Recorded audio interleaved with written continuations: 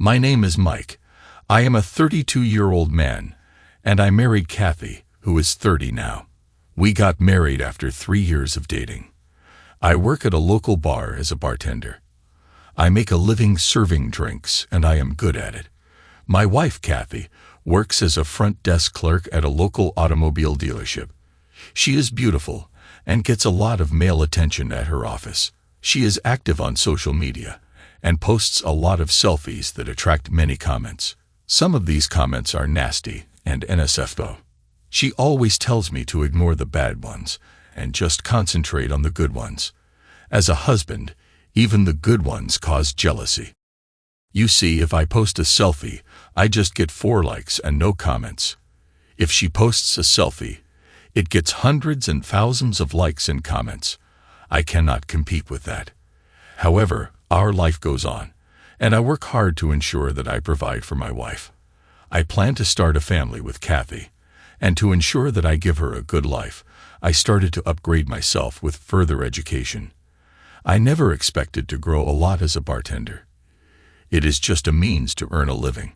I always save my tips, and now it was going to help me with my education. I told Kathy about my plans, and she was happy for me and offered her support. I started to shuffle between my work and education. By the time I came back home, I was exhausted, both mentally and physically. I still tried to give Kathy my time, as she was my priority. Over a span of a few months, I saw a change in Kathy's demeanor. She was more interested in her phone than having a conversation with me. I did not pay much attention to it, but it did start to bother me over some days. One evening, when I was at the bar, there was a huge brawl that started between 2 groups of visitors. It was so bad that cops were called, and 15 people were arrested. The bar had to be closed for the night, and I left for home. I live in an apartment building and went straight up to my apartment on the 2nd floor. As I walked up to my home, I saw the door was not closed, and the apartment was dark with all the lights off. I saw 2 candles lit up, and I took out my phone, hoping that this could be a surprise that my wife planned for me, and I would film it. I started recording and kept walking in, tiptoeing so that no one knows that I am entering. As I reached near my bedroom, I stepped on a men's shoe. I was taken aback, and my heart started beating fast. I slowly opened the door, and my heart sank. My beautiful wife was riding another man. The man was blindfolded and was holding my wife by her waist. She was doing all the work. Through the low light by the candles, I was able to film them in that act. I did not know how long I was standing there, but it felt like an eternity. The sight was straight out of a Mia Khalifa hardcore movie, and it seemed like it got imprinted in my mind. It seems my wife was a different animal that day. She never did that with me. I slowly walked out of my house and ran out towards the nearby park and sat there on a bench. My heart was crushed. I did not know what to do. After sitting there for a few hours, I just decided to go home. I walked in and found Kathy sitting and watching TV. I was appalled at how she had changed within a few hours. I did not talk and just went to sleep on the couch. Kathy came to me and tried to snuggle with me. I controlled my rage and just asked her to leave me alone. I told her that there was a bar fight, and I just need to be alone for some time. She went back to the bedroom and went to sleep. In the middle of the night, I got up and went to the bedroom. I searched for her phone and unlocked it using her face recognition. I went through her messages and call logs. I found out that she had been in an affair for the last 2 months with a mechanic who works at the dealership where my wife works. I saw explicit pictures that they had shared with each other. There were multiple videos of them in the act on my bed. There were more videos that they shot at the dealership in a car. I transferred all the videos and screenshots to my phone and went back to sleep on the couch. I left for my college, and I was fuming all day. I called my boss and asked for the day off. I came home and just went on to lay on my bed. Something in my mind told me to check for any evidence in my bedroom. I searched my wardrobe and found a camera. It was this camera that shot the explicit videos that my wife made. I saw the hard drive that contained the videos. I quickly copied the hard drive to my laptop. I also found a packet of condoms in the drawer of the night lamp. I poked all the packets with a pin and kept them back. I also connected the camera with the Wi-Fi, so it saves the data on a cloud server. I knew that both my wife and her affair partner were not very tech-savvy with the way the camera was set up. So now the next time they got nasty, I would get the video on my cloud server. I giggled at the idea of poked condoms. Well, they did get nasty multiple times and used the same condoms that I had poked. I was surprised that they did not bother to check that it was leaking. One fine day, my wife started vomiting, and I knew what was wrong. I offered to take her to the doctor, and there the doctor told us that she is pregnant. I acted like I was overwhelmed and on cloud nine. The look on my wife's face was priceless. I knew that she did not want the baby, but looking at my joy, she could not say much. She said that we are not prepared financially. I shot that excuse down, saying that I will work hard. Now she was stuck with the baby.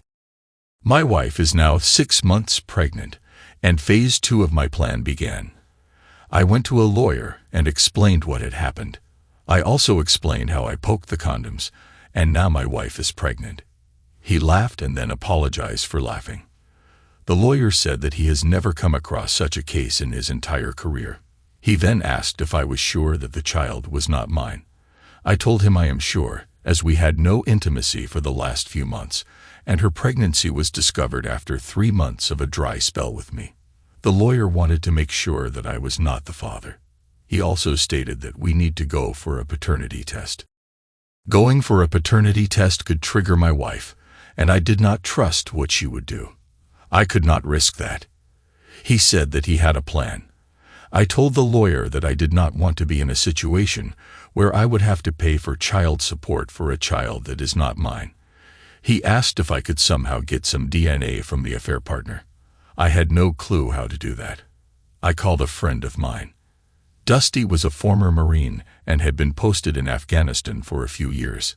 He was built like a tank. I met him and explained my situation. He asked if I needed to make the affair partner silent. I said no and told him I just need his DNA for a paternity test. I told him no violence. Well, Dusty is a guy who gets the job done.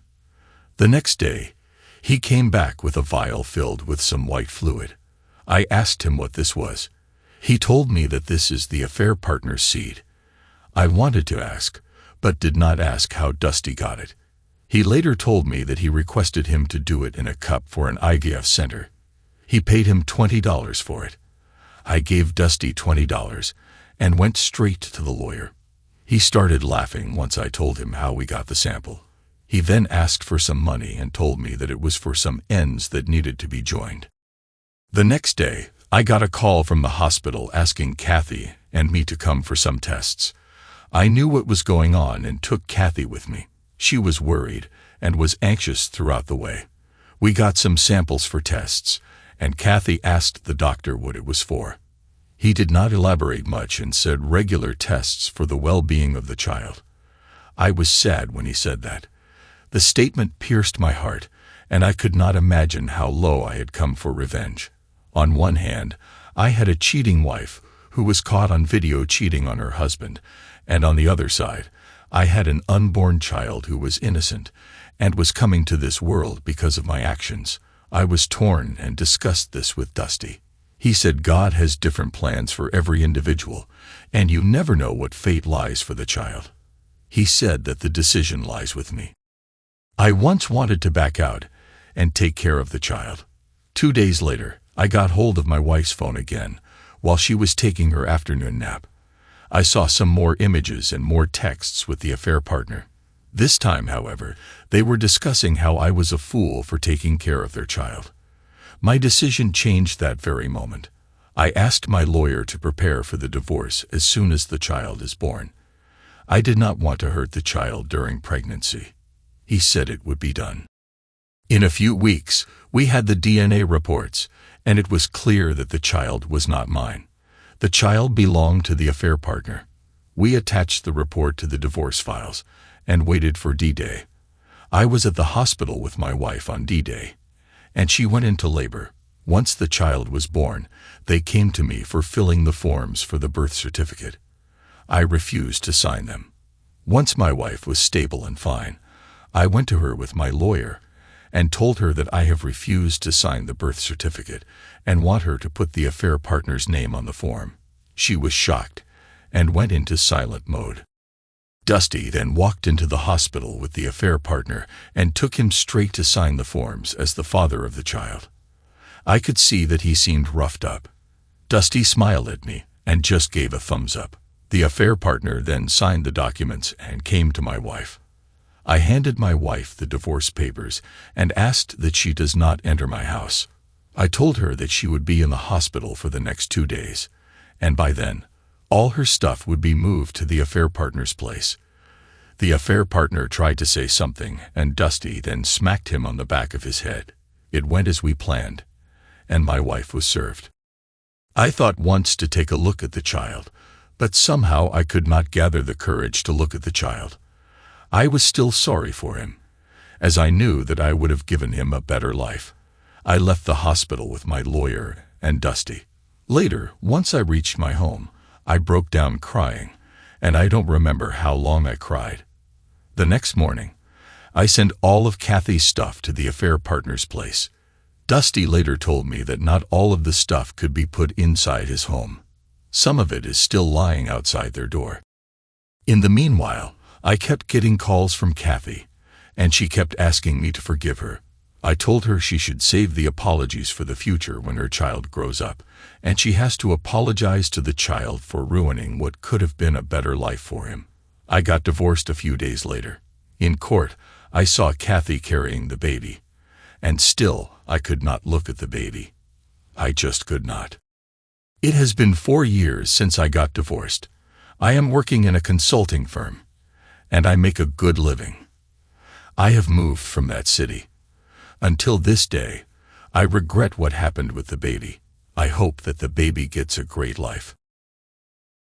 Thanks to everyone who took the time to listen to today's stories. If you enjoyed it, please consider liking and subscribing if you haven't already. Feel free to share your thoughts on the events in the comments below. Take care.